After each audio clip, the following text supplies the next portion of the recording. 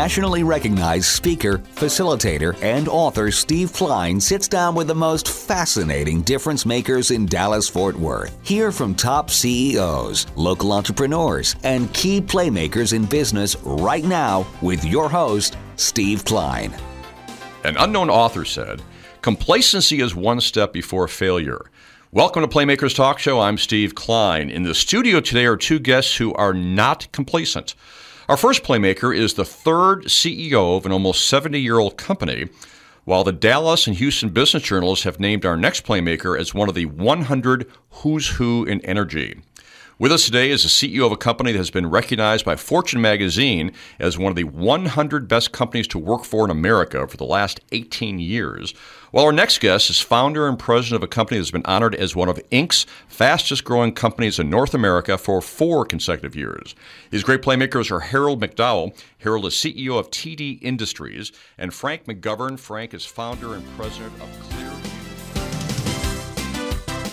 And welcome back to Playmakers Talk Show. This segment, we're going to talk to the CEO of a company called TD Industries. Harold MacDowell began his career with TD Industries in 1985 as an assistant project manager. Through the years, he's worked in nearly every corner of TD, including his assistance in the new business startups of facilities management and the Phoenix branch. On January 1st, 2005, a little over 10 years ago, Harold became the third CEO of TD since its founding in 1946, and we're going to talk about that. TD Industries is an employee-owned company that's become one of America's premier mechanical construction and facilities service companies with annual revenues of approximately $450 million, with more than 1,900 TD partners and offices in Austin, Houston, San Antonio, Westlake, Dallas, Fort Worth, and Phoenix. Now, TD Industries specializes in mechanical construction and facility maintenance services, providing air conditioning, plumbing, electrical, building automation systems and integration, and fire and life safety. Well, Harold, thank you very much for being a part of Playmakers Talk Show. Great to be here, Steve. Well, in 1969, Merle Haggard probably made your hometown the most famous city in America during the Vietnam era with a song, and I think people know where I'm going with this, was Okie from Muskogee. In researching TD Industries, you almost had the same kind of pride in that company. Talk a little bit about that pride. You know, I never made the connection like you just did, but as an employee-owned company where we actually have 1,400 stockholders, all of whom work inside the organization, makes for a very unique place to work. So that's how we share the wealth and how we keep a great team together and attract talent. Well, Jack Lowe, Sr., started the company back in 1946, and he was obviously the first CEO. His son was the second CEO. You're now the third. As you said before we went back on the air, that you're the first CEO that's not named Jack. But tell us a little bit about how the company started back in 1946. So I think after the big war, Jack Sr. came home, and they were looking for a way to make a living. And they found the air conditioning business, and they were able to secure the distribution rights for General Electric air conditioning equipment. Well, hold that thought for a second. Well, this is 1946, and we're talking about air conditioning. That had been brand new back then. Timing was very good. There was not a lot of air conditioning in Texas back then, so that really helped drive the growth of the company. We've been very blessed. So apparently there weren't that many companies that actually could do air conditioning at that time. It was a new technology at the time, something we all take for granted today, and we don't know what we would do without it, especially with summer coming on. But very, good long-range thinking on Jack's part. Apparently, and it started in downtown Dallas on Canton Street. We're That's correct. In the back of his aunt's auto parts warehouse, that just had a desk and a couple of chairs and what we're told, an Army surplus vehicle was the first truck. Amazing that it started that small and has grown to as large as it's grown. Well, you came into the company in 1985, so that's 30 years ago. What did you do that moved you toward becoming CEO 10 years ago? Well, the reason I've stayed, and I think a lot of people stay at TD, is the opportunity to keep growing. And so I was attracted to the business. I found the industry in college while I was at SMU, working my way through engineering school. Worked for one of TD's competitors right out of school.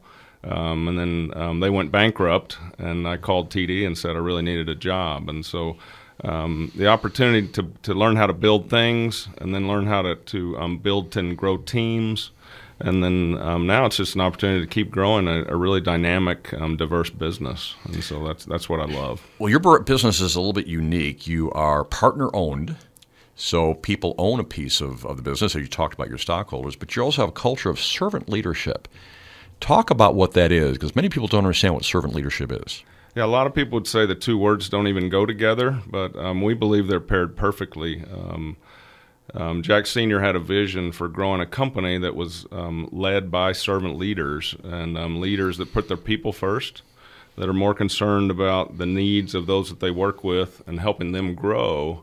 And it's kind of an upside-down model, but when you get that part right, then the money comes pouring out the other end.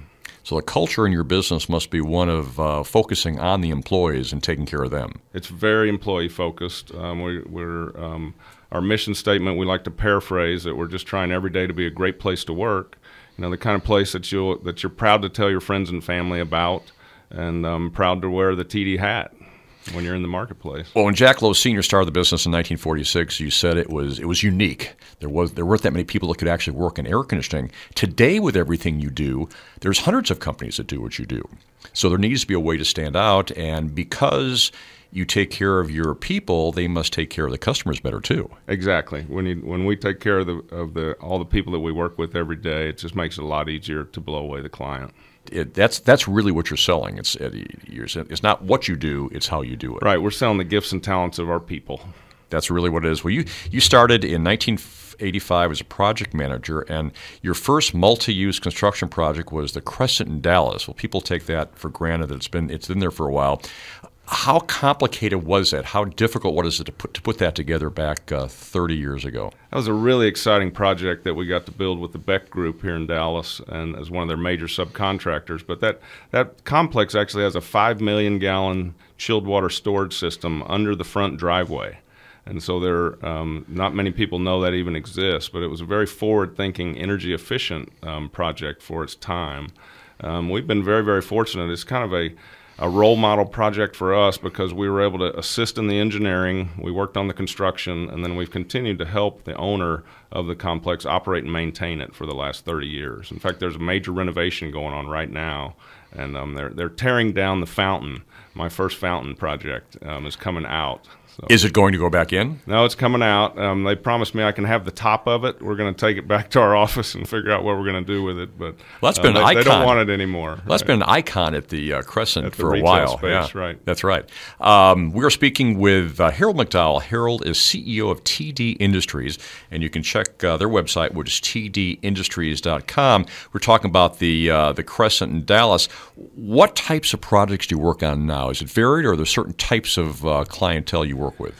Well, we maintain a very diverse customer, or a lot of different market segments, because in riding the economic cycles up and down, we like to work. We like to do hospitals, schools, data centers, a lot of complex industrial work like Texas Instruments and Corvo in the Richardson area. So those are all clients of ours that we provide our services to. Probably 95% of our client base is repeat. And then in our O&M, our service and maintenance businesses, we're always prospecting for new clients. Well, that's what I was going to ask you a little bit about, because you have a unique business, because you can go in and you can start from the ground up with a brand new project like the Crescent. But then you also have the ability to stay with them and service them forever, as you're doing with the Crescent. Exactly. Are those two separate sides of your business, or is that all together? We work very geographically focused to take care of the client's total needs. So we try not to silo that up. I mean, they are very different offerings, but with one customer in the end, working tightly together is what we're working really hard at. So really, you can do anything that has to do with the mechanical engineering of that plant. You can take care of for that office building or that complex. That's correct. Yeah, we just did a full renovation of Thanksgiving Tower in downtown Dallas. We worked with the new owner there, Jonas Woods, to help completely renovate the mechanical systems in that building. And 2 years ago, we flew. We used 2 helicopters to get all the equipment off the roof on Thanksgiving weekend, and we flew about 80 helicopter lifts off that building the day after Thanksgiving. So that must have been a project to figure out exactly how you were going to do it, and you came up with that idea. It was fun. It was a lot of fun. Well, what as you're CEO now? You've been CEO for 10 years. You've been with the company for 30 years. You work with a competitor prior to going to TD Industries. What's the best advice you ever received in your career? Oh boy, that's a great question. Or who was somebody that gave you great advice? Right. I think outside of my father, probably my best business mentor has been Jack. I did not know his father, but Jack Jr., who's really took us through the growth years at TD, really helped crystallize the servant leadership philosophy and then take it into a business across a business platform. I think we're one of the largest companies in the country that ascribes to that as a leadership tenet and philosophy. So, well, you must be, as I mentioned at the opening, that for the last 18 years you have been. I guess it was it Fortune magazine that put you in the top businesses to work for in the United States. 100 best companies to work for in America. We were very humbled the first time we got on the list, and now we're as the competition continues to increase every year, it's gotten to be a very popular list, and so we've been fighting to stay on the list every year.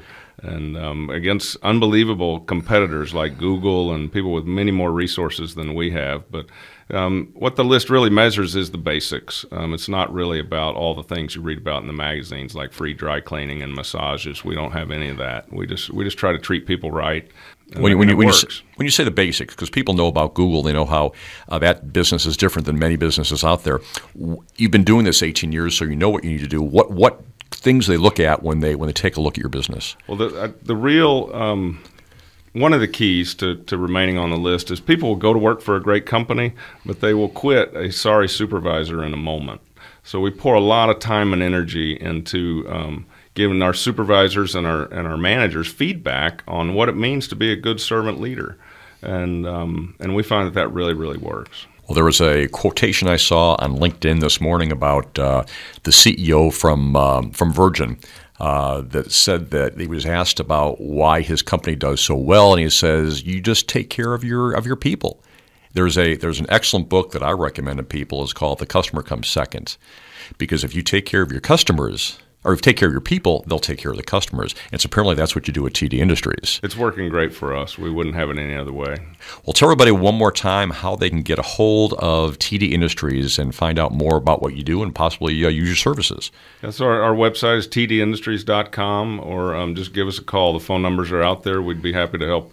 And our again, any small business, the jobs that we talked about today are the big ones, but our bread and butter is really small to mid-sized businesses all over Texas and Arizona, so we'd be happy to help. Well, since you brought that up, what would a typical business be on the small side that you would work with? A small sole proprietorship from a dry cleaners to a restaurant that has air conditioning and plumbing operation and maintenance needs. Those are perfect clients for us. So you don't have to be a large project like the Crescent. You can be a smaller company that just needs the basics done for their business. Exactly. Well, Harold, thank you very much for being a part of Playmakers Talk Show. It was fun, Steve. Harold MacDowell is the Chief Executive Officer at TD Industries. Again, their website is tdindustries.com. A lot on there that you can look at to really know more about the company. Thank you very much for listening to us. This has been a terrific show. Join us at playmakerstalkshow.com, where you can get all of our replays and past episodes. You can also get phone numbers of our guests on playmakerstalkshow.com. And we're going to be back next week with more Playmakers.